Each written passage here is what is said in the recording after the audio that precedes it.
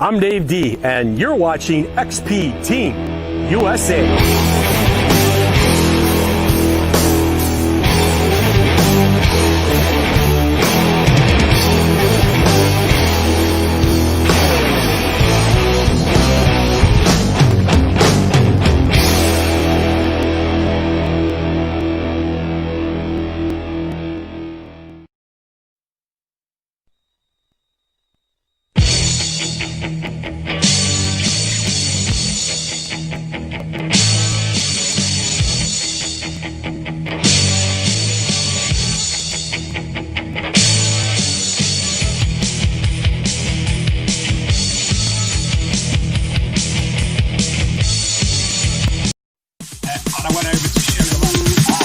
Sorry, it's DJ.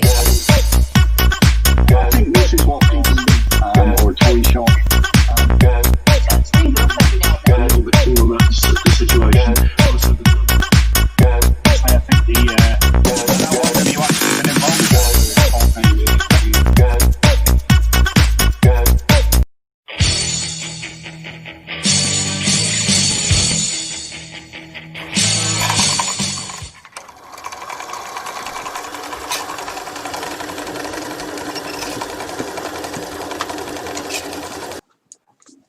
Good evening, ladies and gentlemen. Dave Sadler here for another edition of the Big Detecting TV Show. Welcome, one and all, everybody in the chat room up to now. I can see Sky Jackson, hello. TC Detects, Tony Kaywood, Metal Detecting Land and Water, Matt All Detect B, Nick West, and Bob Hope. Good evening, everybody, and I hope you are well. Well, it's been one of them weeks where us detectorists would have wanted to get out and have lots of fun, but when you touch the ground with your spade, it's rock hard. Hopefully this little bit of rain that we're having in a minute will soften things up for us now that we are allowed out and about. So, busy week in the news. Now things have started to appear back on the newspapers. We've got a series of news articles this week, so I'm sharing the screen, Mr. Higgins, and we'll get right into it. Now, this one was given to me by our guest this evening, not 10 minutes ago, which I didn't know about. A rare 50p found on the beach sells for £10,000. Only 600 were ever made. The rare 50p coin on a beach has been sold for £10,000 after it was listed on eBay. The Olympic coin was put into circulation 9 years ago ahead of the 2012 Games in London, but the design of the swimmer coin was quickly changed with wavy lines removed from the front of the swimmer's face. That means the original is very much sought after. £10,000 for a 50p coin. Now this article I thought was fantastic. A Rolex belonging to a wartime pilot is now on its way to its descendants. Metal detectorist Brian Fern found the timepiece from the 30s with 4 friends from Oxon treasure hunters, and it was given back to the family. So fantastic story. Let me see. It was William Roy Driscoll, who served in the RAF Volunteer Reserve as a leading aircraftman and was a pilot under training based at RAF White Waltham. And he and his instructor were killed in a tiger moth that went down in 1940. So fantastic news article that. Look at this. A gold necklace from Roman times was found in a forest near Brno. Now I'm not 100% sure where this is. Let me see. Czechoslovakia. Historical mystery from Roman times in the Zendace forest in Brno. Well, amateur. Why do they call us amateur? I've had this again today. We'll talk about it later anyway. So, treasure hunters found the gold necklace dating back from the late period, the Roman period, the 3rd to the 4th century. Stunning. I'm fed up with these bloody things popping up. Yes, I'm okay. There was an article about night hawkers, which we don't like to see, but this one had some input from people in the NCMD, and it turns out the article shows us in a better light than we are generally seen. It's not too bad, the article, although it does raise the issue of night hawking again, which I don't like to see in the news. An NHS worker found a 670-year-old Black Death coin in a farmer's field. Apparently, it's that headline is a bit of poo. I think one of the relations of the amateur metal detectorist David Lowe. What's a professional metal detectorist? He stumbled across a weirdly relevant find among a pile of rubbish while searching land at Rothbury, Northumberland. It's a 14th century half groat which was minted in London between 1351 and 1361 during the era of Edward III. There's news for the week.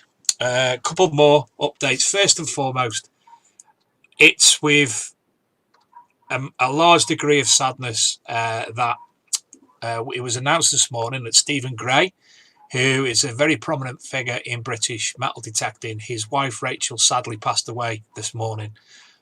From myself and Luke, our thoughts are with Stephen. I've contacted him today to offer our condolences. It's a very sad time. She was a lovely lass, Rachel. I only met her once at Detectable, but sadly she passed away this morning. So our thoughts with Stephen Gray. I hope you're all right, buddy, and obviously you're not, but I hope things aren't too difficult for you, mate.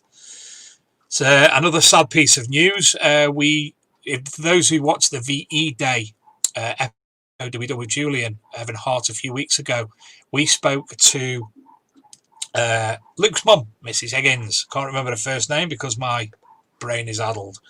Her mother, Nellie Coombs, was one of the people who were discussed in the show and her part in the war on VE Day, etc., etc.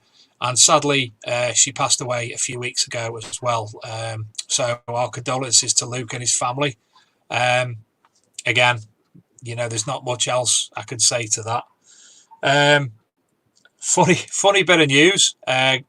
Graham Stokes, one of our friends and viewers, listeners, he contacted me this week. He went metal detecting in Brighton, and he went over to get a bit of cockles and mussels from a fishman stall on the prom there. And it's turned out that the chap there was a metal detectorist as well, who watches the show. Hello, I don't know who you are, but hello. And he said, yes, I like the fat fellow who sits in his little room. So I've made it. I'm the fat fellow. Excellent. I don't mind that. I've started my Dig Ventures course this week, an introduction into archaeology, which I think a lot of people have joined up on. I know Tony Kaywood has. I think Adrian Gayler has as well, who's coming on in a moment, so he'll be able to tell us. I know there were quite a few other people who've joined a beginner's course to archaeology, and already there's some fabulous tips and information in there for us doing the metal detecting. I think, we all need to know this type of thing. And we've got multiple new articles up on our website as well. We asked the question a few days ago, do you believe in the existence of Bigfoot, and what do you think it is? So we've got the results of that, what people said, plus other information on Bigfoot, the history of Bigfoot, basically. We also put a second article on today discussing the benefits of metal detectors to the archaeological community by Alison Smith.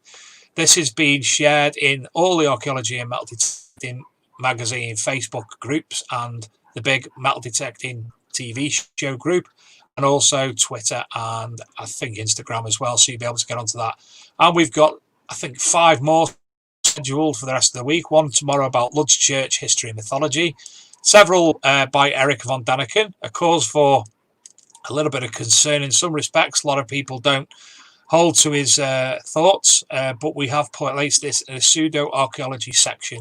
There's some Nazca stuff, some Egypt stuff, and some curiosities. And then we've got a summer solstice one. So that's us all sorted. And away we go. Let's introduce our guest tonight, Mr. Adrian Gayler. How are you, sir? Evening, Dave. Hello, everyone. There he is. Are you well? You all right? Yeah, very well, thanks. I'd just like to follow on from what you said about Stephen and his family. He's part of the Rutus Expert Team, which I'm involved with, and thoughts go out to him and his family for their loss. It's very sad. Certainly has. It certainly has. Yeah, obviously I knew she wasn't very well, and then he posted this morning, and it was a very poignant post. And as I said, there's not much we can offer but our support and the support of hopefully the metal detecting community as well. So I'm sure if anybody does reach out to Stephen, he'll be very busy and he'll have a lot to do, and his mind will be on other things. But I'm sure he'll appreciate people's thoughts at the moment. Yeah. So Adrian, I'm going to let you introduce yourself and tell us a little bit about yourself for the viewers, because some people will have seen you in the Facebook groups and in the chat on here, but some people won't know. And of course, we've had you on as a guest on the podcast. So introduce yourself. It nearly done it tonight, mate. It nearly done it tonight. I was faffing about back and two before, but all sorted.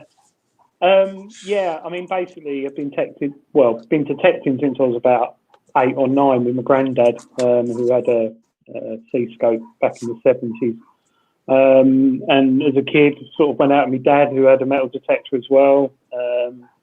And then you get married, you have a family, you have kids, you don't have enough money to buy a machine. And now I'm getting a bit older. About 5 years ago, got back into the hobby. And since then, I like gadgets and I like playing with things. So from the basic machines right up to something that's technical, I like enjoying playing with it. And randomly, I bumped into Julian Evan Hart in a local pub near us at a club meet about 3-4 years ago. And we got chatting, and he realised I had a passion for the hobby. So I got talking with him, and he lent me a machine, which I borrowed and did a field test on for him, wrote a report, and it was on the Rutus 71, which I still own.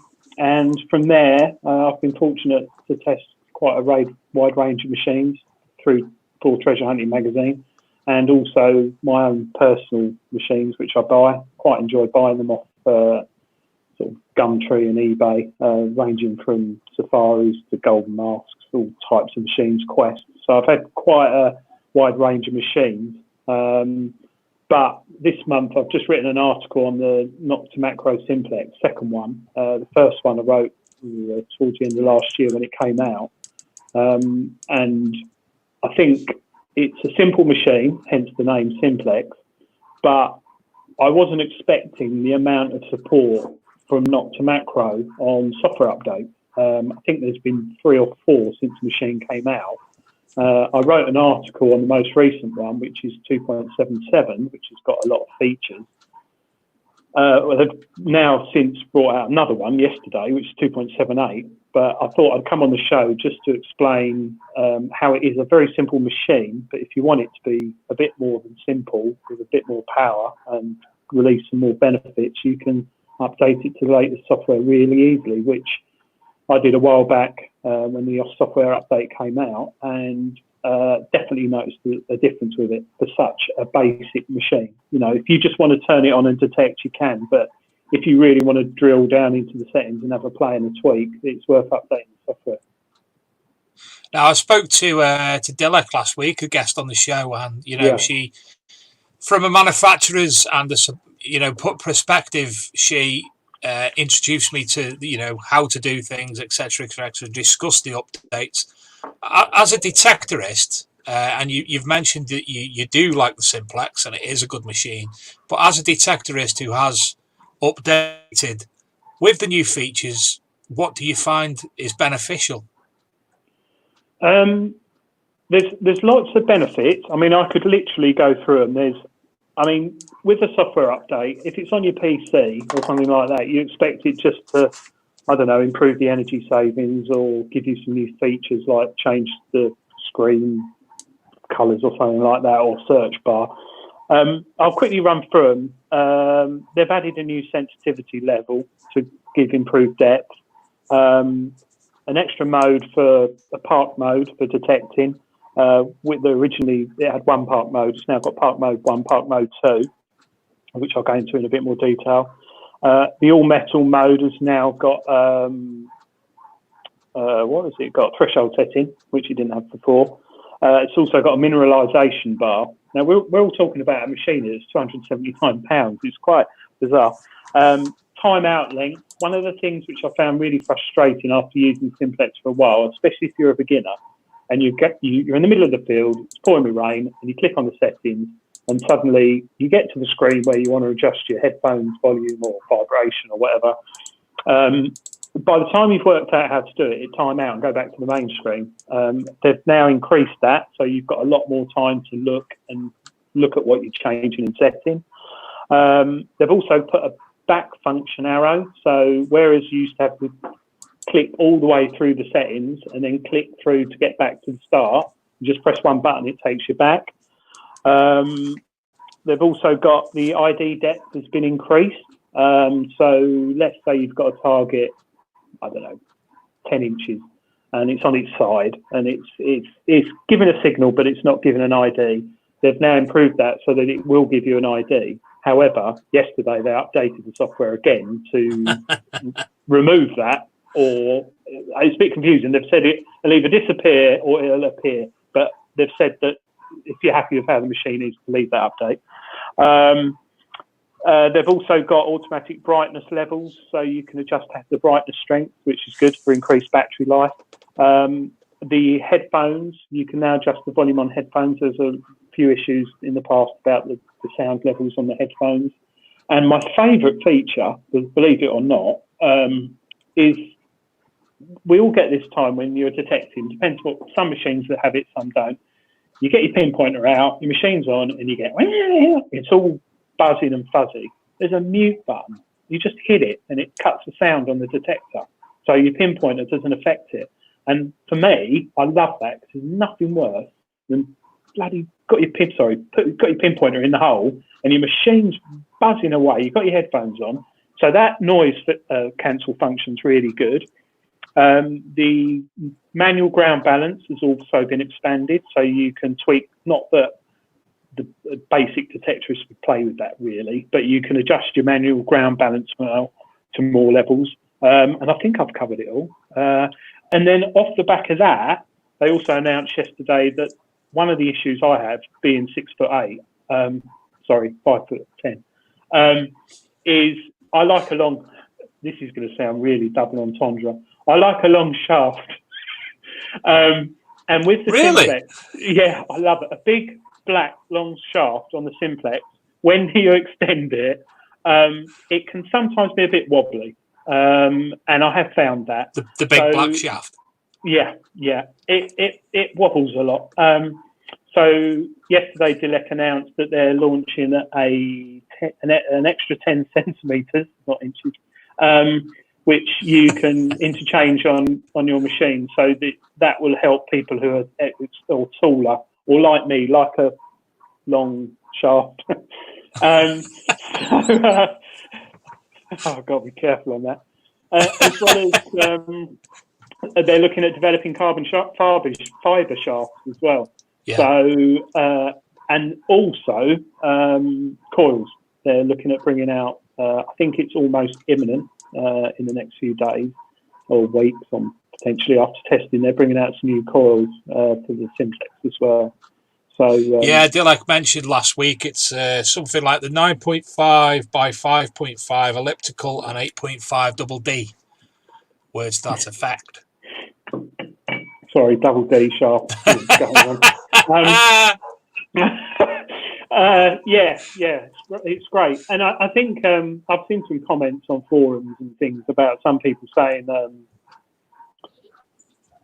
it's a simple machine. It's starting to be tweaked too much to make it not simple, which I tend to disagree with, because if you're a beginner, you're just going to turn it on and detect. And I think what I like about it is if you've had the machine for, say, 6 months or a year, and you want to explore more features and functions, they're there to use, which I personally like doing. You know, my Rutus 71, that's one of the reasons I like that machine, because if I want to hand it to my daughter to go detecting, I can. She can turn it on, put it in basic mode, and off she goes. However, once I get it, I can go in and multiple levels of tweaking and playing around. So yeah, it's good with the features they've brought out, definitely. Do you know, for the first time in all of the TV streams that we've done tonight, I've just had a moment that's completely done me head in. next door neighbour's dog seems to be outside and the doors are closed by the sound of it. And from about 30 minutes now, all I've heard is yapping, constant yapping. My wife's just come in from work and our dog started barking, so I had two of them either side. My head was totally discombobulated. What a word. What with that double D and big sharp, blimey. Yeah. An extra 10 inches. Now, I've got up on my phone a picture of the Simplex screen. Now, this is an early one, I'd presume, because it hasn't got everything that I can see on mine currently. So am I right in saying there's currently an all-metal mode, a ploughed field mode, 2 pasture modes, and a beach mode. So there's 5 modes on it at the moment. Can you... Oh, no one's going to see that, are they? It's not clear. Yeah, that's right. Yeah, that's what I'm on about, yeah. So it was in the wrong order, but we've got 2... We've got 2 field modes, is that right? That's correct. The ones with the trees on, right. Now, can I ask you, park modes, what are the difference between them? Because last week when I was out and about, I had park mode 1 on, and everything seemed to be quiet, really, really quiet. So I turned it back into park 2 mode, and everything was a lot more. I could hear better. I felt like I could use the machine better. I could handle it. I understood it better. But what's the difference between park 1 and park 2, and why is that difference there?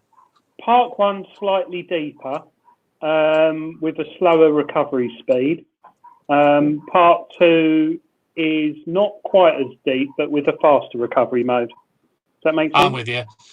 So basically, the signals that I was getting that were quiet was because it was deeper?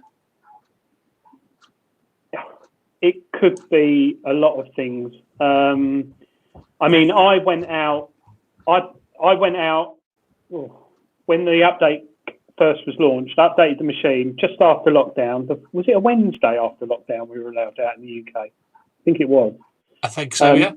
Yeah, I literally went out that day with one of my mates with the Simplex, with the software settings, and it was dry. The ground in Essex where I live was like the Sahara Desert. It was rock hard. I went on a bit of land, which was out of the way of the public and away from the road, because even though we were allowed out after lockdown, I didn't want anyone sort of shouting at me and swearing at me and stuff, even though I was allowed. And I went over an area probably 200 foot by 100 foot, which I've been over with the Simplex before, and also another product similar, slightly more expensive in price. And I found probably 11 or 12 finds within 2 hours, which I was in park mode 1. So I was pretty impressed from then that it's definitely improved. And this is like a test area which I quite often use for machines. And I found a hammered, believe it or not. I think I put it on my Instagram account. I put the hammered on there. I found musket balls, found a bit of sort of Victorian jewellery. What else did I find? A lot of lead. But it's park mode 1 for me. I liked. I did find a slight altercation with park mode 1 and 2. Park mode 1, which gives you extra depth. I had a hammer. I've got a test bed, and there's a hammered in there, and the hammered was, I think, 2 inches under the soil. And park mode 1 just about picked it up, but park mode 2, which is managed to get it spot on with the ID. So it depends on soil conditions and how things that sounds exactly the same as the issue that I mentioned. Park mode 1 wasn't getting it right, yet park mode 2 was getting it straight away. Is it that because you're looking deeper, the machine will bypass it? Yeah, possibly. It's a lot of reasons why, and I think Dilek did mention it on YouTube or one of her channels the other day or the other week. But again, it depends on the ground conditions and the ground balance. But I did find that slightly bizarre because I went over it with like a few of my other machines and it wasn't a problem at all. But yet the other machines didn't get the hammered at the depth which the Simplex did, apart from something that costs a lot more money. I watched, as I said, I've been out twice with it. Unfortunately, my wife's at work, so I'm not able to go out because I've got young in here. And I watched this. I've not watched any videos. I felt that because it was the Simplex, and I wanted to do it on my own, given my background in the metal detecting and not knowing things, and it being a Simplex and being the simple machine. I wanted to go out with it and do my own thing before I started watching any videos. Excuse me, I'm going to burp probably in a minute. Sorry. I watched Sid Perry's video about the Simplex for beginners this morning, and I learned so much from that short video. Yeah, really good video that is.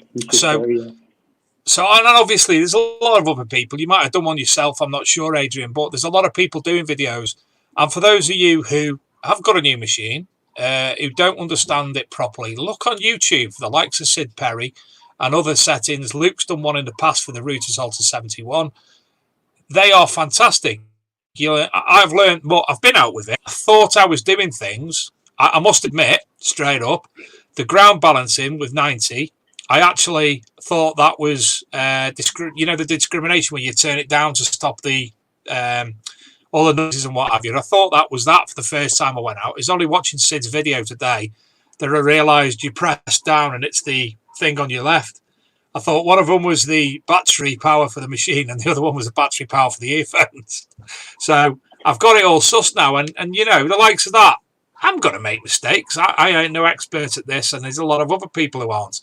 But if you are going to buy me, two friends of mine have bought a Simplex. I know if you're listening, Nate and they've got ordered their Simplexes today.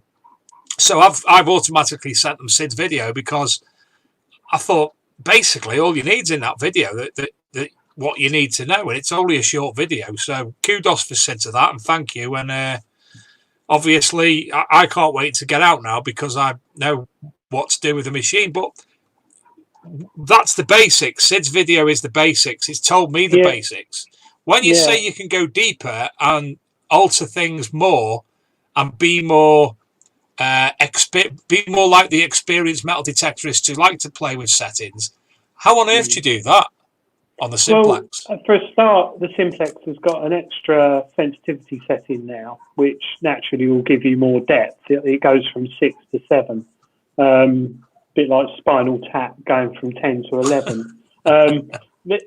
And it does get noisy, don't get me wrong. It gets a bit chattery when you use 7. But if you can get away with it, you definitely do get more depth. I mean, I was detecting in dry ground here last weekend, really dry ground, and it was getting down a good 6 inches, which is quite impressive, really. And of course, it's waterproof as well, which is nice, especially when on a hot day detecting in a stream. And if, like me, I have my buddy I detect with, James, I quite often have a few incidents, a bit prone to accidents, quite often fall in ditches and holes. I got dropped, I fell in a badger hole last year, which was about 4 foot deep. It was quite scary. It was a badger pound, and I was detecting over the top, and I thought, oh, ground feels soft. And I jumped like an idiot, thinking, why is it soft? And I went down about 4 foot, but it trapped my legs, but I managed to crawl out. And in the beginning of this year, I got stuck in a mud, sinking mud as well, and lost the welly. And so my mate thought I was waving at him. I found something, but I was actually sinking. That was quite scary. So the Simplex is quite handy for me if I'm going in the stream. And the other thing I like about it as well, typical English weather, we go out detecting, and we have our protective covers on our machines. I quite often take mine off because I struggle with the sun reflecting on it. I think Tony Kaywood did a video yesterday on YouTube with his Rutus, and I know he said on there you can't see it through the perspex. And there's nothing worse when you're in the middle of the field, sort of half hour away from your car or something. It starts raining. You haven't got a cover on your machine. Whereas with the Simplex, you just don't have to worry about it. I did a review last year on the Simplex in Treasure Hunting magazine. And the first thing I did, like an idiot, it said it was IP68, and I work in manufacturing. So when people say IP68, I'm always dubious because a lot of our friends overseas produce products that say they are IP68 waterproof, but they're not. They're not certified. So the first thing I did with the Simplex when I got it, I threw it in a lake. Literally turned it on and threw it in a lake with my daughter. She was with me. What, you threw your daughter in as well? Afterwards to get it, yeah. And I timed it on my watch, half an hour, because I think that's what they said. I think it's 3 meters, or no, it might be 10 meters. They say it is. I left it in there for half an hour. A couple of people looking at me a bit weird because someone saw me throw it in, and I got it out and turned it off, turned it on, and carried on detecting. And I've been using it ever since. And I've since been out in heavy work. So it's nice to see that. So to use it in water, I take it you'd turn it over to the beach mode. I've actually used it in the. I have used it in the beach mode, and I have used it on the beach a few times. Which it depends. It's quite a difference between wet sand and dry sand naturally, but I've used it in dry sand mainly, and it's been fairly usable. Obviously, I live in Essex, so it's just full of like stiletto heels and Blakeys and sort of needles, really. So there's not a lot to find in the best beaches in Essex, but especially South End, where everyone's been the last few weeks. So yeah, it's not too bad on there. I have used it on park mode as well in a stream a couple of weeks ago. Didn't find much, but yeah. Not too bad. But to do the sorry. I'll just go through these, and then we'll talk about doing the update. We've got a few comments in the in the messages. Huntress Kimmy from Diggers UK says she loves the Simplex. She loves the update, especially with the mute button. As I found it myself, I've got a Detectix, I think it is, pinpointer, and it was just going absolutely wild. So that mute mode will be invaluable, because if you're like me, when you're digging out the hole with your pinpointer and your little trowel, that's when the concentration peaks for myself. So with that noise and what have you going on behind you, it's there. Can't be doing with it. So that mute node's going to be invaluable for the likes of me. Good evening to Julian Evan Hart, who's listening. I'm still in podcast mode. Hi, Joe. Where are we? Who else? Paula Pearson says, how do you get hold of one? In the UK, your best bet is to look on Leisure Promotions, and all will be sorted on there. Gareth Howard says he took his Simplex out for the first time at the weekend. He found nothing but foil and aluminium, but it was good to learn some numbers. Foil were coming up constantly at 14 to 16 and aluminium 69 to 72. Evening, John Cooper. Scott Holden, good evening to yourself. Phil Hardy said Sid's video is the best for starters. I do it at this point, Tone, or I'll get lost. So where are we up to? The first day out with the Simplex, this is Huntress Kimmy again. They got a solid 25 hammered coins on a ploughed field. Wow. Question from Kimmy. I want to try the Simplex in seawater, not river water. I've seen a lot of vids in the rivers, but not the sea. Should I be worried about its salt water? No, I wouldn't think. I mean, I don't work for Nokta Makro. I'm not sponsored by Nokta Makro at all. I just like telling people about good machines. But I would say with a plastic shaft, I can't see any issues, and there's no metal on it, so the risk of oxidisation is pretty low. I'd say the only area, if you were to submerge it, is the speaker section. There's like a sort of metallic area in there, but I have detected up to about 2 foot in the sea with the Simplex. And to be fair, I did find the shaft. Sorry, going back to the shaft again, Dave, because I like a long shaft. It was wobbling a bit with the current, but yeah, no, I've been 2 or 3 times in the sea. Come back. It's salty, but obviously I used it in beach mode with very low sensitivity. But like I said, where I live in Essex, it's just full of trash in the beaches at the moment. Yeah. Where else are we? Sid Perry's here. Good evening, Sid. Sid, I've just mentioned about your video, which I watched this morning, which was invaluable, and it's you done it so well, Sid. It was so easy to understand. I've been playing with my Simplex today. I haven't been out with it, but I've been playing with the settings, and I wouldn't have known what was what if it wasn't for watching that. I was waiting for your cat to go off on one of the signals as well, but it didn't. What else have we got? Nick West says, thank you to everybody who was part of this raffle last night, which raised £70 for veterans. Metal detecting land and water said, just rinse it off with fresh water afterwards. And Rob Randall says he found half a horseshoe last week with the Simplex. Do I win a hat? Not from me, Rob. I haven't got any. Well, got one. So I've got some images as well that you've sent over. So again, if we share the screen, Luke. We've got the Nokta Makro one. The Nokta Makro ones, Simplex ones, and then we've got another file that we might look at later, if that's okay. So where are we? Am I sharing the screen yet? Share the screen. Share the screen. Wait for the screen to share. There we are. Hey, it's all running smoothly tonight. So tell me about this little beautiful thing.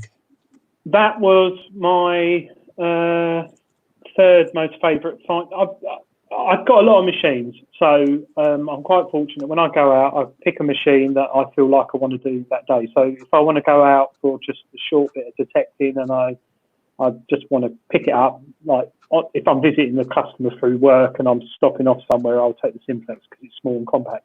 I found that, and that's quite exciting for me because that was found about half a mile from my house, and I've managed to trace that back to the Irish Fusilier Regiment, I think, and in the First World War, who lived where I live, and he was Irish, lived in Essex, went back to his family in Ireland and signed up for the Irish Regiment in the First World War, came back to live in Baddow, then went off to fight and came back on leave. Then when he went back, he was killed. And that was found on a grassy bank not far from my house. And I don't know if he went there with his girlfriend or he went there for a walk and he lost it. But that was probably found a month before he died. So I've managed to track that back. So that means a lot to me. That I think it is Irish Regiment. I'm sure it is. Yeah, Irish Fusiliers is his name. That is a fantastic tale, especially that you've been able to trace it to the point that he might have been the person who lived in your house. Might be as important. That's fantastic. Yeah. Well, my house isn't that old, unfortunately, but it was First World War because my house. Sorry, not your house, but your area that you lived. Yeah, I found out. Sorry. I wrote an article last month in Treasure Hunting magazine on detecting in your garden, and I found some really. I was so bored, Dave. I was desperate to get out. So the housing manager told me to go into the garden with the machine, in which I did, and I detected my front and back garden, and I found some bits, and I found some 303 shells, and I spoke to my neighbour, and he said, "Oh well, our houses are built on a World War I camp." It's like, really? And he said, yeah. So that guy who lost that cat badge was obviously camped on this site possibly and went for a walk or sat down for a cigarette. So, yeah, you learn a lot about things. Madness. Beautiful little find. There's Shep with his ball. Yeah, my dog. Is this when you were garden detecting? Yeah, that's actually Equinox there, but I don't know how that got in there. Oh, right, yeah. Like dogs. Like, just put him in it. Yeah, that's a lovely collection there. Yeah, that I need to know more about that bell. Actually, someone messaged me on Instagram. They've got a bell exactly the same. I don't know if it's modern, but I've got a little case there, which I think is a match case or something. Victorian, got a lovely crotal bell, thimble. All those were found within 2 days over a weekend with the Simplex, which I was quite pleased with. I like that. Well, you've got quite a selection. I mean, I've never had a crotal bell. Haven't you? Oh. No. Oddly, the bell's beautiful. Absolutely it's got some stunning. nice engraving or marks It has, on it. So, I love finding and the symbols. hammered coin's lovely. Yeah, that's my favourite at the moment. Yeah. Henry VIII. Is this one a bullet? Yeah, that's off. It's not an Enfield 303. I can't remember what it is. Jules will know. But I like finding symbols. I like finding symbols because I don't know. You feel someone's worn that and done their job, and the minute you dig that out of the ground and put your finger in it, you think, "Christ, the last time someone touched that was God knows how long." So I like finding symbols. And what's this below it? That's a cap badge. That's right. Another military cap. No, that one is. It's no. I found that. Yeah, that I can't remember, but I've traced it. It's not. It's like Fire Brigade or something like that. Right. Around 1930. Right. Yeah. Beautiful. Moving on. You've got one of them cars, have you? Yeah, detector porn. That is detector porn. I'm salivating. I get excited about that. We should put a warning on that. Yeah, that's a typical weekend for me going out. I've got a golden mask in there, Rutus, C-scope. Is that a C-scope? Yeah, Equinox CS6, Equinox in there. There's a lot of machines. So I like to take me pick and see what machine reads on what signals and stuff. It makes me wonder, actually, C-scope. Haven't heard much from them at the moment. Yeah, just lined up, ready to go. Is this bag seal? What, sorry? Papabulla. Papabulla. Right, sorry. Yeah, that was found with the Simplex about 2 months ago. I haven't got the reverse of that, I don't think, but yeah, that's amazing, that is.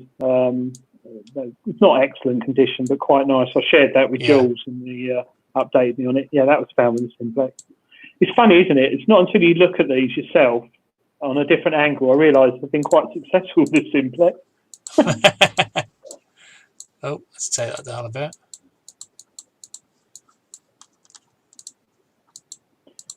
Yeah, that lovely hammered. Yeah, that was found. That was I can't remember actually. I should always try and get a background in because hold it in my hand. I can't remember when I. Lovely. And this is the updates. Yeah. In fact, while we're at this point now, should we talk about how the updates happen? Because obviously we can see it's plugged in and you can give us a walkthrough from this point. Yeah.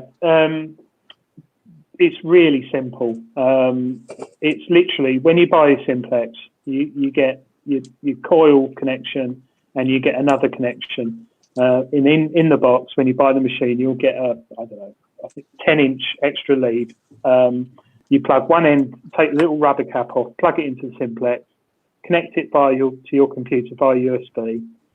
Go to the Nokta Makro website, click on Simplex, click downloads or updates, takes you to a page, gives you simple instructions. You download a file, check your antivirus software doesn't block it because sometimes they do. Open up the file, a little application opens up on your screen and it's got different tabs on it. So it will say Amphibio, all the Nokta machines. Click on Simplex, click connect detector, connect the detector, says download update machine, wait about a minute, it updates the machine, job done. Simple as that. Is that simple? Very, very simple. Yeah, very quick simple. as well. Yeah, it is quick. I Less think than I did 5 mine minute within job. 5 minutes, yeah. The only downside, sorry, Dave. No, you carry on. The only downside is if you have an Apple Mac, which I think only 10% of the population do, I do, unfortunately, the software doesn't work on Apple Macs. So the only way you're able to update your machine is either take it around a friend's house or do it at work like I did. With a hell of a lot of beeping going on in my lunch break. But it gets people interested. it's good taking a detector to work. There should be a take your detector to work day, because a lot of people, you never get anyone who says, "Oh, you geek, you idiot." It's always like, "Oh, I've always wondered about doing that." And through that, people in my work are starting to look at getting a machine. So yeah, I updated it. But The it's departments very, I work, very simple, yeah. The departments I work at in a well-known British company. I'm not saying I'm the person who started the trend, but the person who started the trend, I think, because there's 1, 2, 3, 4, 5, 6, 7, 8. I think there's 9 people in my department now who've started metal detecting. One I went out with last week, who I didn't even know until I put something on Facebook and he commented to it. So yeah, be some beeping in my place, tell you. yeah, More porn. it's a hobby which a lot of people want to get involved in, but I don't know if it's the technicalities, because back in the 70s and 80s, machines weren't that user-friendly.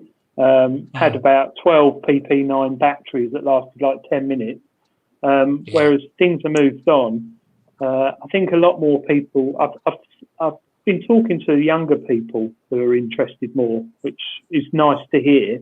So hopefully it will grow, but it's not the sort of thing that appears on national television either, or radio. So unless you walk into a news agency, a magazine, or Google it, it doesn't really shout out. Hopefully going forward it'll increase. I know it's popular now more than it has been for a long time. Do you know my OCD kicked in looking at this picture, Adrian? All your wires are rotated the same direction on every one of them, which is good. Yeah. Oh yeah, that's Vanquish, Equinox 800, Rutus, and Simplex, I think. What do you think of the Vanquish? Obviously, because the COVID-19 kicked in around the time that it was released. Have you had much time using that? Yeah. I was fortunate to get the Vanquish quite early, the 540. I like it a lot. The benefit it has over the Simplex is it's multi-IQ. So it potentially will pick up more signals than the Simplex. But I don't know. It's almost like driving an automatic and a manual. The Vanquish is an automatic, so it does the job. It does it well and it does it nicely. But the Simplex is a bit more like a manual car. Do you get what? It's a funny one. I do like the tones on the Vanquish. MindLab tones are really, really nice. I actually won a competition last week with MindLab. I was global winner. Global winner. I won out of everyone in the world on their MindLab Olympics. And what did you use to win, and what did you win? It was a photograph of your finds. So I just put a load together in the garden, cleared the dog's muck out of the way, and took a photo. Applied a filter, uploaded it to the Olympic site just to see how it would go. And they sent me an email, said, "You're global winner out of everyone in the world." And they put all these countries and people underneath who come under me. So like Ukraine, Romania, Australia, Kazakhstan, States. So I was so excited. I thought, I'm going to get a CTX. I'm going to get a CTX through the post. And it arrived yesterday. What was it? A hat and a scarf. So, brilliant. Yeah, it's a nice hat, but yeah, everyone's a winner. Now this is a lovely little buckle. I love buckles. Yeah, something about them, and it's special. Jules What's Lisa's got. Now that is a bullet that's hit something. Really? Yeah, I love that. Yeah, you can see the. Is it one of the ones after musket balls with the 2 rings around them? Yeah. Yeah, there's a permission I detect on in Essex near a power station, and it was used for a lot of military training about 100 years ago. And I've actually got, it's before the Royal Navy was called Royal Navy. I can trace some of those bullets back. So it was called, I can't remember what it was called. It was called like the British Sea army or something like that. Yeah. Someone who knows about bullets. But yeah, I find a lot of those bullets near where we are. Looks like it's hit the Simplex. Is that a button? I love that. Yeah, you can't probably see it very well, but it's a beautiful button that's got really nice decoration around the side. Is that better? Lovely. Isn't that lovely? Do you know, I'm pretty sure I've got something not dissimilar to that. I'm pretty sure. In fact, I'm very sure. I can't lay my hands on it at the moment, but if I remember, I'll find that. It looks like it's got some markings on it. I don't know if that's just scuff marks, but these, yeah, fantastic design. Yeah, I'm 100% sure I've got something the same. Imagine making that today. So intricate. Where are we? Is that it? No, just a couple more. This was the lake you threw it in, I take it. Yes, that's right. Yeah, that's the lake. That was last year. Yeah. So detected in the lake. That's a munitions badge for the First World War. I love that. That was awarded to women who helped the war effort in the First World War. They were all awarded. Is it a bullet with wings on? Yeah, cool, isn't it? Yeah. Isn't it? Yeah. That'd be a nice tattoo. Yeah, it's a bullet with wings on it. Yeah. So, seems to be a bit wet there, mate. yeah. Still a little bit moist. I didn't even check if I tightened up all the coil and everything on it prior to that, but I did. It did have bubbles come out of it when I threw it in. So if anyone does drop theirs in the sea or a lake, it comes from the armrest and the shaft. It's not from the control box. So the new update, the latest update yesterday, actually we're going to have to stop now. I'll ask you in a minute. Because I've been on there, I've forgot about the adverts and lost track of time. So short break, Adrian, and we'll be back momentarily. Yeah, no worries. I'm Dave D, and you're watching XP Team USA.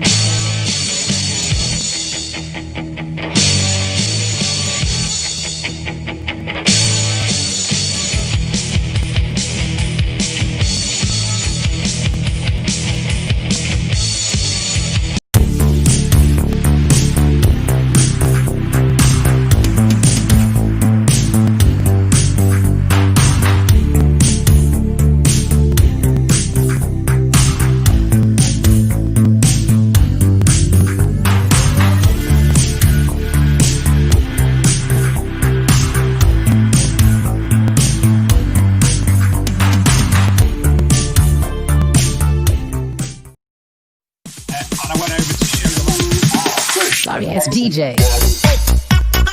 I think this is what people or toy shop a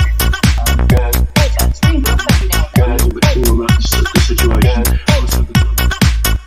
I think whatever you actually been involved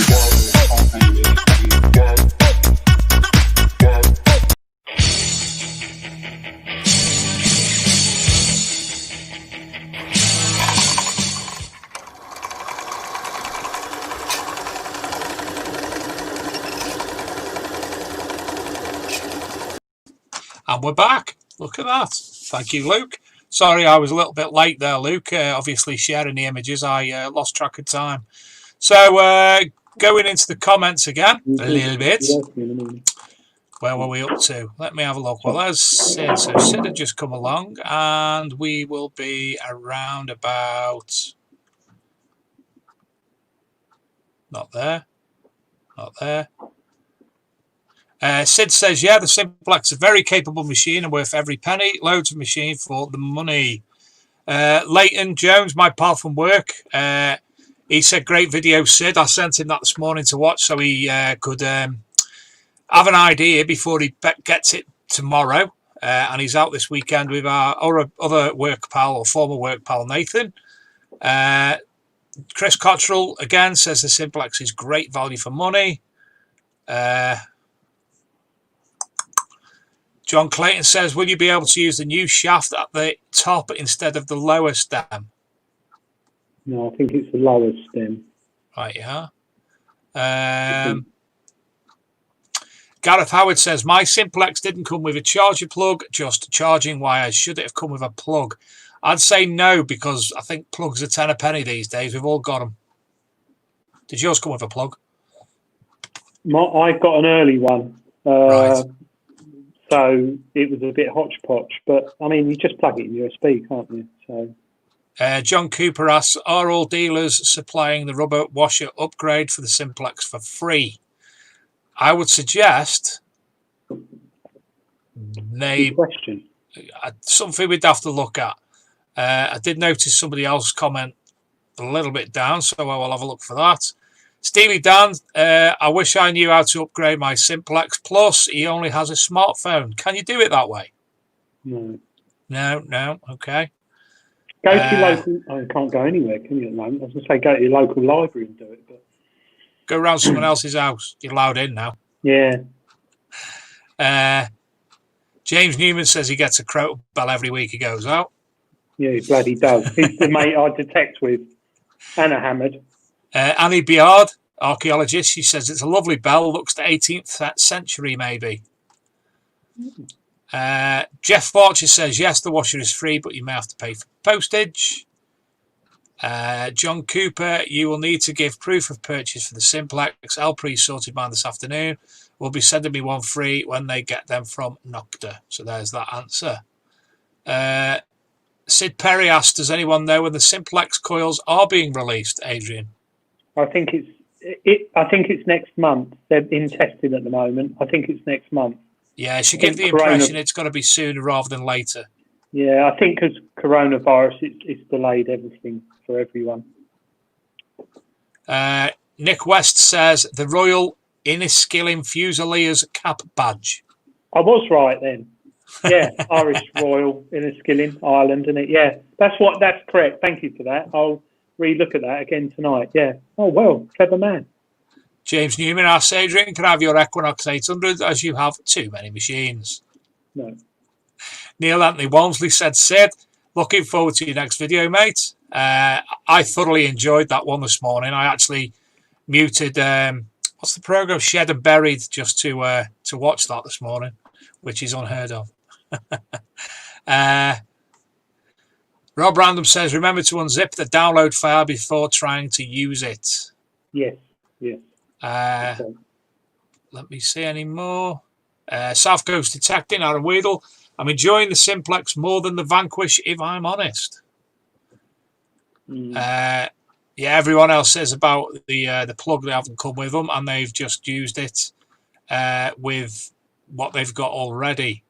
Just to clear that up, it's not actually a plug, as in a plug. It's similar to the lead from the coil. Yeah. But it just has a USB connection on it. So it's not a plug as such. Aaron's had a 3-ringer bullet this morning on the beach. Nice. God, we're having a lot of comments tonight. Where are we up to now? God, they're all rude though, Dave, aren't they? They're all having a go. No, not at all. Not at all. Well, there's one. Tony Kaywood says, get a shave. And he means you, not me. Has he written that book on buttons yet, Tony? It's PC now. PC now, anyway. Pixelated Kaywood. Yeah, on dial-up. James said, could we do an advert for Adrian's Wellington boots sponsored by Cozy Feet? Yeah, I just got some new boots. Gareth says he hasn't got an update yet, but watched Aaron's vid and GB in beach mode and flicked back into pot mode, and it was finding tiny pieces of aluminium 12 inches deep and more. John Clayton won his on a raffle. Rod West says on dry sand, what mode works best? I ran it on beach mode, and I was able to get a quite 4 or 5 sensitivity.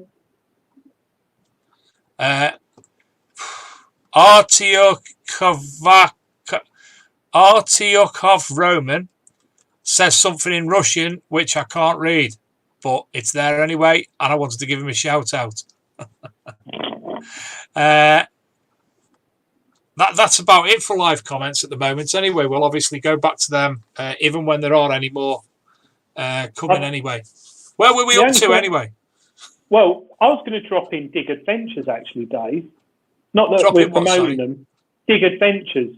You're on the archaeology. You and Tony Kaywood. We are, yeah. It's a really good course, which we're doing at the moment, and you're doing it as well. I understand. I am, yeah. So for those not listening, Dig Ventures are a private entity, the private archaeological company who run their own digs and whatnot. And they've put together multiple courses, stuff that you can go and join them in, the likes of Lindisfarne. But for this particular course, they've made available for free for, caught you, during the lockdown. And the course started, 6-week course started this week. And it's fascinating. I've learned so much already. I mean, I've done archaeology. I've been a member of an archaeological team, field team, back in the early 2000s, and it was absolutely fantastic being a part of that. I've actually got a picture on the wall beside me, which you won't be able to see because, and I don't know why that's not working either. I'm not trying to download things. I'm opening. So the course we started this week, it's a 6-week course. It was free. I'm not sure if it's available now. I'd like to say it is, but somebody did say it stopped on the 1st. So that's the one. Virtual Field School. It's still available by the looks of it. So, Luke, I'm going to share the screen so people can see what I'm talking about. You had it, but I'm going to show the actual course itself that myself, Tony Kaywood, and Adrian are currently doing. So you get it comes in batches of 6. Here we go, and this is the course: how to do archaeology. So it's fantastic. 6 weeks. We got a new thing. You have to watch videos. You have to read things. You're learning core skills.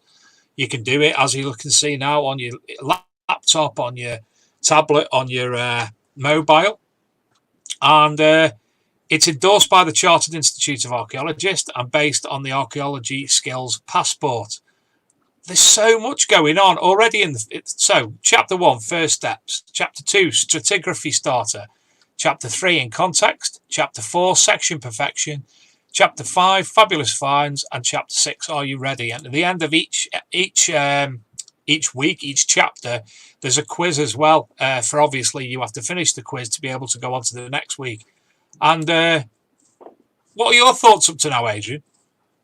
I thought, I'm not sponsored by them or anything like that, but I saw it on lockdown when I was on furlough, and I thought, that looks interesting. And it was free. And you actually come away with a qualification, I think you'll find, Dave, which is endorsed by the archaeology sort of people. The Institute for Archaeology, yeah?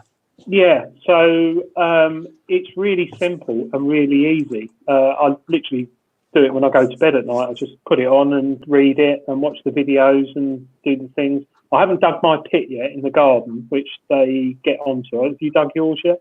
Sadly, I'm fully paved. Oh, God. She'd have a problem with me pulling up the flags. Do next doors. But if I stand up, I'll just pull this off the wall. I like my memories. And if you can see that, there you go. That's nice. My feet and the chap called Steve Parsons, who I was with. Now, this was for the Celtic Warrington project that we were involved in a dig, and this was in Llanarmon in Iall, between Ruthin and Mold in North Wales. And that turned out to be part of a Roman road. Just behind it, very, very nice story about one of my friends, Dobby, still laughs about it. There was a a rectangular, like a slate basin that we found. And I'm trying to jiggle some stones, and I jiggled a bit too much. And when I say flooded the entire area, I flooded the entire area. And it turns out that it was actually the lost well of St. Garman. So I inadvertently, using a crowbar, turned something nice into a massive flooded site that turned into be a holy well. So that was on that site. That was honest to God. I've never been so relaxed as when I'm lying over a pit, scraping away and brushing away softly, and it was absolutely fantastic. And this course takes me right back. Do you believe that you've learnt anything that may benefit or that will benefit in the future your metal detecting? Yeah, and I think if anyone tonight watching goes onto their website, Dig Ventures, they'll realise there's a lot of metal detectorists who are signing up to the course because they encourage you to go on their Facebook page and say, I'm an idiot, I've just dug a 4-foot hole in my garden. Look, my neighbours are looking at me, which is part of the course towards the end. I mean, they are writing an article for Treasure Hunting magazine on their course and information about it. So next month, I think it will all be in there about what they do and how people have got on with the course. So definitely a good thing to look at. I'm just going on to Luke's YouTube. I'm just sharing the link. So I've just shared the link in the YouTube. That should come up in the bottom of the live comments any minute, but I've put the link in there anyway. Yeah, absolutely. Tony Tony Kaywood in the comments. What are your thoughts up to now? John Cooper says he's doing it as well, and it's very interesting. Tony, what are your thoughts on it? I'll come back to you when you've put something up. Nick West says, Adrian, come and join us at Metal Detecting War Relics, and it is a fantastic little Facebook group. I am going to join that. Thank you very much. I love it. It really is. I join. Oh, absolutely. I mean, the program we've done for VE Day, myself and Julian, some of the finds that were included on that show, absolutely fascinating. Beautiful things. Obviously, he brought out his propellers and whatnot, but there was some absolutely fine. The penny aeroplanes. I didn't know about penny aeroplanes, and with Julian's help, I actually constructed an article from what I'd learned using his how-to models that he put on Facebook, and absolutely fascinating, brilliant. Yeah, I love anything. Yeah. Bizarrely, that Mine Lab competition that I won, somebody won it in Belgium, and they messaged me on Facebook and said, "Have you received your prize yet?" And I said, "No." And he said, I specialise in metal detecting World War II relics. I've got permission on a beach near me. And he showed me all the stuff he'd found. And it was amazing. And I'm now friends with him on Facebook. But yeah, really, I love anything World War II. We grew up with it. Yeah, I'll share I'll put the article on Nick West's group as well, but I'll share an article to you at some point that we've got published on the magazine website.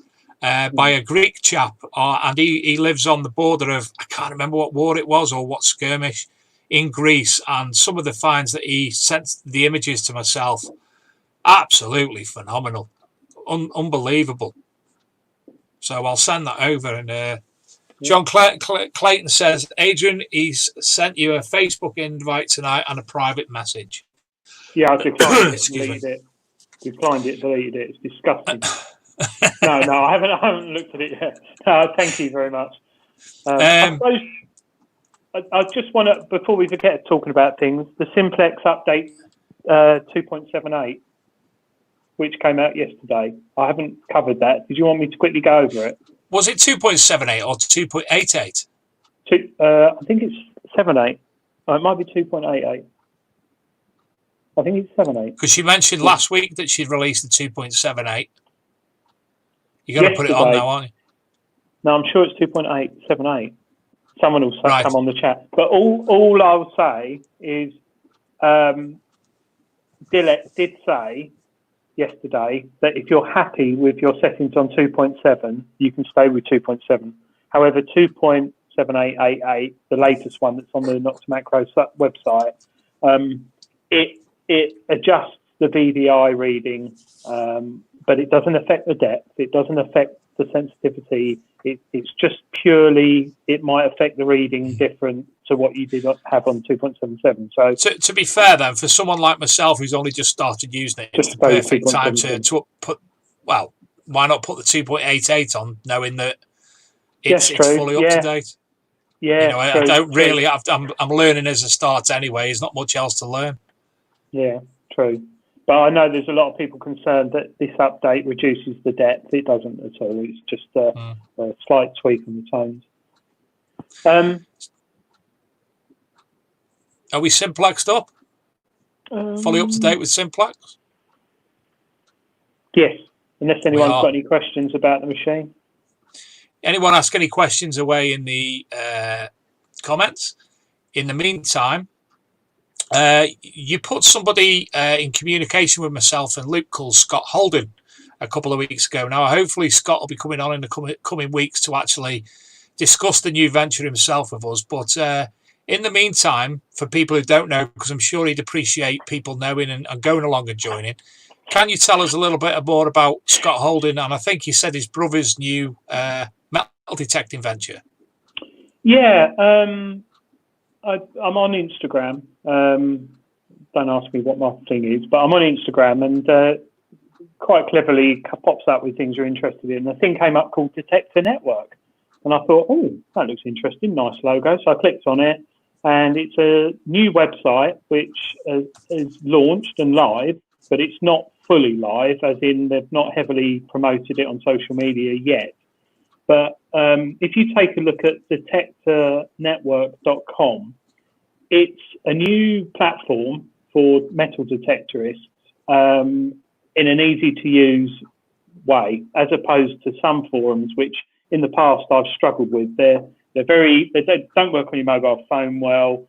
You can't do instant chat and stuff. So Detector Network is a new website that's been developed by two brothers. One of them is a software developer, highly skilled, and the other one is a keen and avid metal detectorist who, like me, doesn't really enjoy going on Facebook too much. I'm always dubious about if I have a find that's of value. Like last year, I found a medieval gold ring, which is with the flow, which is worth a lot of money. That goes on Facebook. There is potentially a risk of someone who I know realising where I live, knowing I've got that ring in my house, and they can break it and steal it. Plus, there's data issues, the way Facebook shares your data. A lot of people are concerned about that. And also, if you're like me and a few of my friends, you go on Facebook posting a find, and within 15 minutes, you're in an argument over Donald Trump or the latest coronavirus risk of watching your television on Channel 4 at 10 o'clock. You're more likely to get it or something stupid. So it's purely for metal detectorists. It's going to soon have an app for your phone, which you are going to be able to do live chat with people on it, and also a unique feature of live streaming, which I know you can do it on Facebook, but if you don't want to go on Facebook, you don't want to go on any other sort of platform, you just want to talk about metal detecting, you want to create a page for your group, your metal detecting club, it's all free, there's no adverts. You can go on there, you can do a live stream if you're doing a dig. It will upload it to the page in real time. It will also save it and let it be within your post. You can also download it at a later date. LP are on there at the moment. The Searchers on there. Treasure Hunting Magazine are on there. There's people from all over the world. There's a guy on there called Dave Sadler. He's on there. Fat bloke. Yeah, fat bloke in a small room. And they're encouraging people to sign up, and they're quite passionate about their hobby, the hobby as a whole, which I am as well. And I do like the way of just zoning out a bit, like I do with metal detecting. I sort of move away from all what's going on and what's going on in the world. And when I go detecting with my friend or buddies, we just talk metal detecting. All right, we might bring up the odd coronavirus, but Detector Network is a place where it is just all metal detecting. So I'd encourage people to go on there and have a look and sign up. It's all free. It's going to have an app soon on your phone, which is quite unique because not many forums have an app, and if they do, they don't work very well. And they're also launching a competition tomorrow. Anyone who signs up, I think, wins. I've bought one here to remind me. Either a copy of that, artifacts from Bennett, or Roman artifacts. Great books from greenlightpublishing.com. And they are the Bible for metal detectorists. Every time I've been out detecting, I come home, I look in there, and 9 times out of 10, I'll find something relevant to one of my finds. Whether I remember or not is another thing. But, hence tonight's photos. But yeah, detectornetwork.com. Just put it in your browser and take a look, sign up, and give the guys a helping hand. Because anyone like Dave and Luke on tonight's show, they're not getting paid for it. They're doing it out of love in their heart. And to keep this hobby going and get people aware, I think as much support as possible, the better, really. Yeah, it seems to me, as I said to you earlier before the show, it looks like a metal detectorist on Facebook. Some of it is. I've got a couple of issues at the moment that I can't suss out to do a lot of things or where to find things. But obviously that'll come when I get the opportunity to look more. And as I said, one of the developers, you're not sure if it's the actual detectorist or the technical person. Hopefully going to be coming on the show in the coming weeks to discuss Detector Network a little bit more. Yeah, I think they should. Scott, isn't it? I think they should appear because it's got if you're a club, it's a great place for a club because you can create group chats for clubs. So with current coronavirus, you can create your own club group chat and have a virtual meeting, and which is obviously private to non-people. Like I could go along and join in. Yeah. Brilliant. And it also has a section for selling stuff as well and fines. So yeah, I'd definitely give it a Detector Network a shout. I'm enjoying it anyway. We've got a couple of things coming in. So Aaron Weedle, 2.77 is perfect for me. Totally helped me to identify targets at depth. Still had a couple of bottle tops, but no ring pulls. Darren Booth asks, what is the sliding mounting looking thing on the back of the armrest for? Now, we discussed this last week, and I think we've discussed it somewhere, and basically it's potentially for something that's maybe coming in the future to go in there. I think it's for a pinpointer holder. Right. But I don't know. I'll have to try that. Give it a go. Let us know. Jet Ski John. Hiya, John Titchin wants to see a range of calls for the Simplex, 13-inch, 15 and 6. DC Detecting asks, what relevance does the mineral bar have to a signal? I think it gives you a clear indication of the type of soil you're detecting in. So,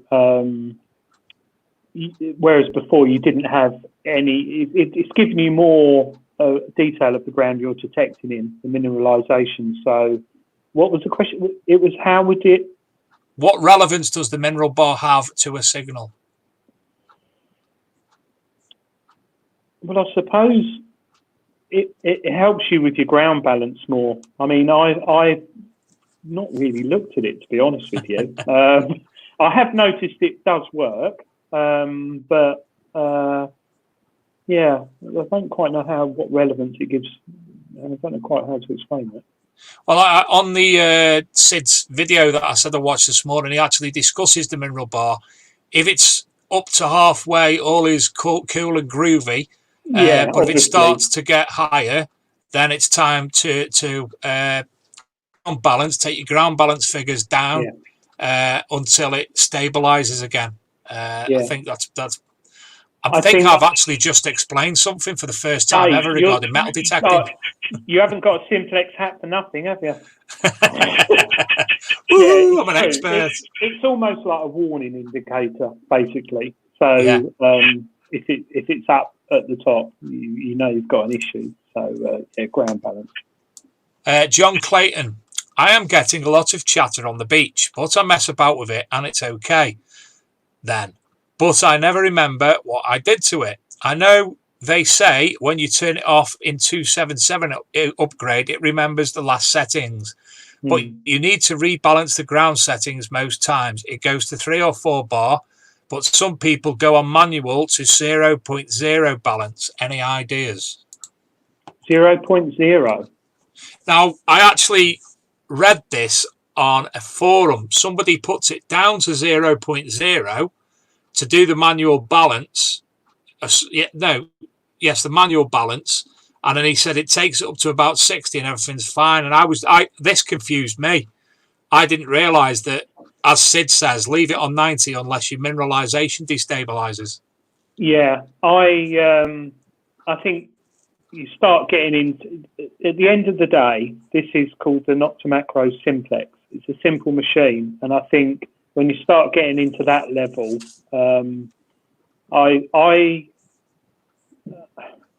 it's an interesting one there. I found with turning it off and on, it does save my settings. The ground balance, I naturally leave it on 90. Very rarely I'll adjust it manually. I have on the test been playing with it, but with the recent dry ground, it's been pretty low readings. Fantastic. As I said, I wouldn't have been able to say that out loud. I wouldn't be able to think it if it wasn't for watching that video this morning. So I've actually learned something this week. I just need to go out and put it into practice. As I said, the likes of the mineralisation bar, I didn't even recognise that it was there. So it's nice to understand that a little bit better. Anyway. Have you done the update, Dave?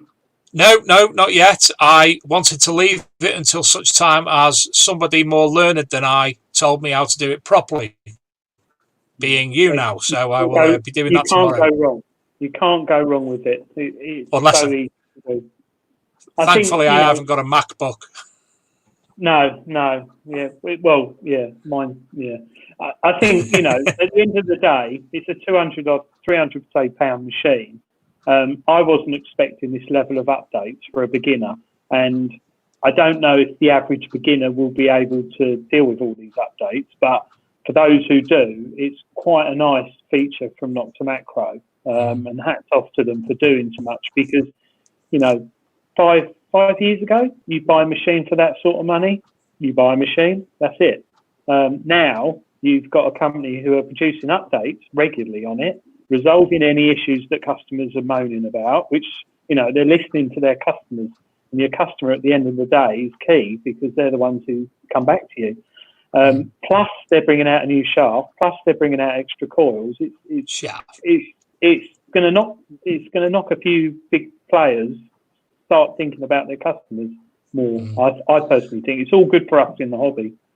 Absolutely. Gareth Howard said 0.0 is recommended manual ground balance for beaches according to the instruction manual. Yeah. I'll just stay on 90. I haven't sussed that bit out yet. I like I said, I try and keep clear of beaches in Essex anyway. I hate.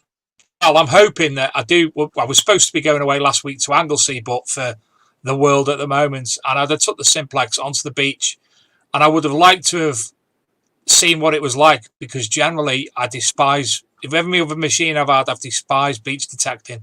Not a fan at all. It's good. I took the Vanquish recently on the beach, and that performed really well. The Simplex as well. I think with all the recent technology and software updates on machines, they've got a lot better. I mean, for me personally, I find going into a field or a pasture or somewhere detecting, it's me and a buddy just detecting beaches. They're like magnets for nutters. So every 5 minutes I get, you found gold yet? Oh, can I have a go? And it's not a relaxing hobby. So, But on the other side of the coin, look how much Aaron Weedle, South Coast Detecting, enjoys it, and yeah, he does. yeah, I think he's primarily does beach detecting, and he's had so much luck. yeah. Even especially with the Simplex lately, he loves it. He's crying Well, at the moment. he obviously doesn't live in Essex. So to end the show, you are Team Rutus UK member. Yes. So basically, you've got the Rutus Ultra 71, and people obviously come to you at events, which we haven't had, but would normally come to you at events for advice or to see and try the Rutus Ultra 71. Yeah. There's myself. Shame Tony Kaywood's not in here, but there's a group of us who have got together last year, basically to advise people who are looking at buying a Rutus or having issues with using it or want to know more about it, how the settings work. We're there to help people. There's a website, Rutus Expert Team or teamrutus.co.uk. Just Google Team Rutus. And on that website, there's settings for people to download and put in their machines, which is specifically designed around finding hammers or stuff like that. And it's a very small company. They're based in Poland. They do everything themselves, develop the software, create the circuit boards, injection molding. And I don't know, being British, we like the underdog, and they're a very small company. And I have had some very good results with my Rutus, and I enjoy it a lot. So it's my main machine, to be fair. And if it wasn't for yourself and Tony Kaywood, and if you go on to the expert, I don't know which area it'd be on that at the moment, looking at it. But in that area, you've got the is it on there? You've got the settings for individual people like yourselves, settings, Tony Kaywood settings, and several other people. And I struggled because it's to me was so in depth. The 71 different frequencies, couldn't get my head around that. So if it wasn't for your own and Tony Kaywood's settings, I probably wouldn't have found a thing. So it's a fantastic machine. Currently, obviously, I'm getting to grips with the Simplex. So, but I take it on every site with me. Last week when I went out, me buddy used the Rutus because he's had to sell his 80 Pro. And he was finding things with the Rutus, and he'd never used one before. I just left it in Tony Kaywood's settings, and away he went. So, I've had more success with that than any other machine. It's probably luck, but I just enjoy the tones. I enjoy being able to tinker with it, play with it. And of course, they've got a new machine coming out this year, which is very, very exciting. As far as I'm aware, it's going to be the first metal detector with a colour screen, which for the price, which is going to have a colour screen. It's going to have Bluetooth. It's going to have rechargeable NiCad battery. It's going to have lots of different features on it. It's pretty foldable shaft. So, yeah, looking forward to that. Unfortunately, because of coronavirus, we can't have detectable, but I think it would have appeared there. But there's lots of machines. The new Garrett machine. Very much looking forward to getting my hands on that. T-Scope bringing out their Evo, but that's all gone a bit quiet. So I don't know if anyone's heard any more about that, but I'm looking forward to that as well. Tony Kaywood, I think I noticed you had some dates up for events where people could meet the team on there, and the dates have come and gone, so you might want to change them. Look at me being all OCD again.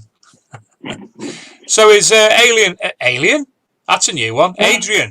No, Adrian it's not. the Alien. Some people call me Alien. I'm going to do that from now on. Alien. Sorry, Adrian. Is there anything else that you want? Got a long so have I. Like an alien. Oh. Bust the blood vessel. Anything else to add before we go? I met him. Sorry. No. Just thanks ever so much, everyone, this evening, and hats off to you and Luke for putting such a great show on. Really enjoy watching it and being on it. So thank you very much. Oh, Much and appreciated. And not forgetting, tomorrow the new treasure hunting magazine's out with information on the Simplex Plus update. Mustn't forget that. marvellous. Be looking forward to that. If I decide to go downtown and go into if the shops that sells it is open, Well, I'm going to have to be put honest- the order in for it eventually.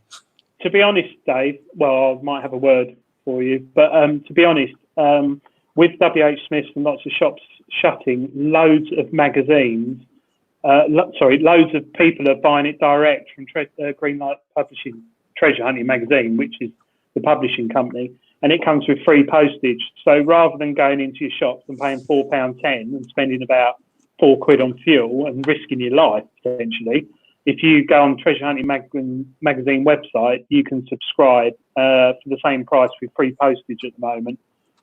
This month there's a really good article in there about Viking finds as well, from a guy, and there's lots. Is that, I don't know if that's this month or not, but there's the auction roundup, a guy in Denmark who's talking about some Viking finds, which is interesting.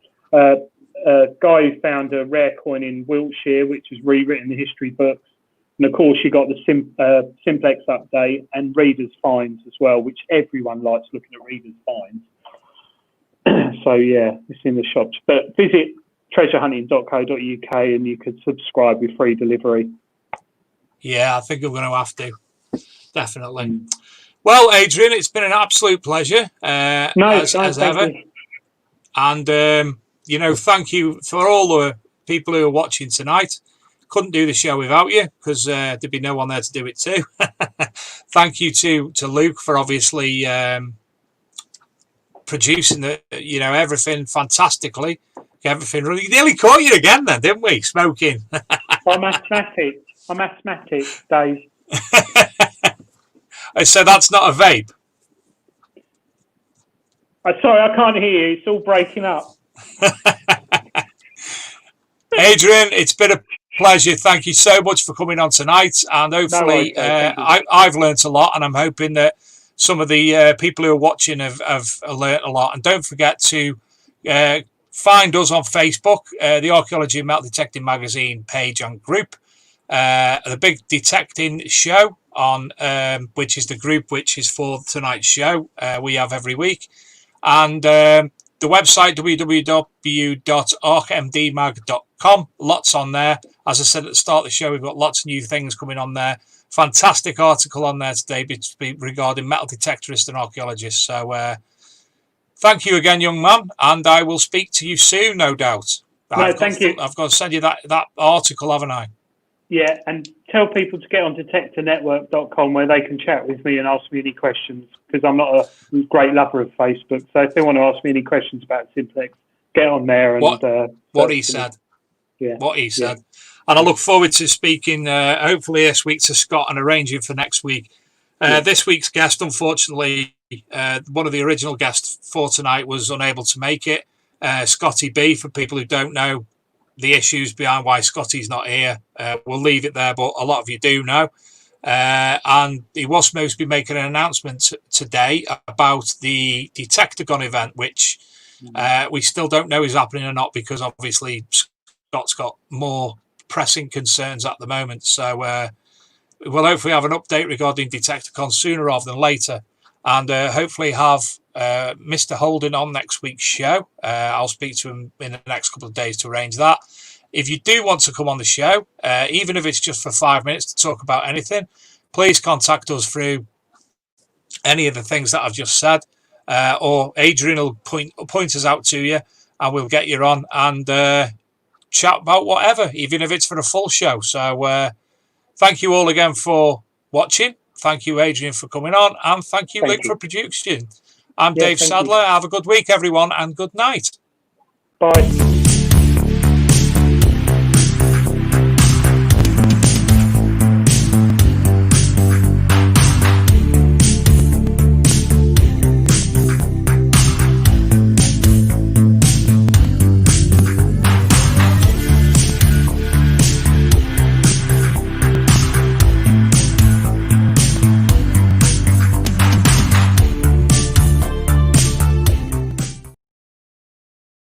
I'm Dave D, and you're watching XP Team USA.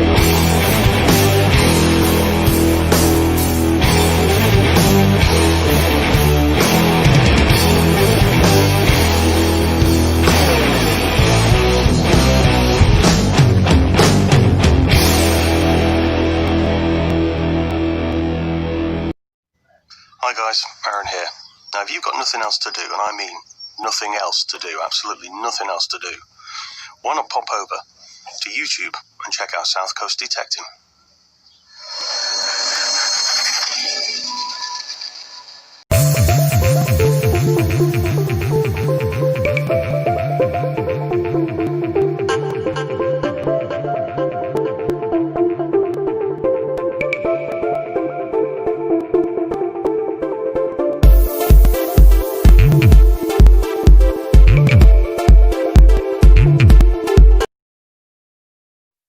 And I went over to show them. Sorry, it's DJ.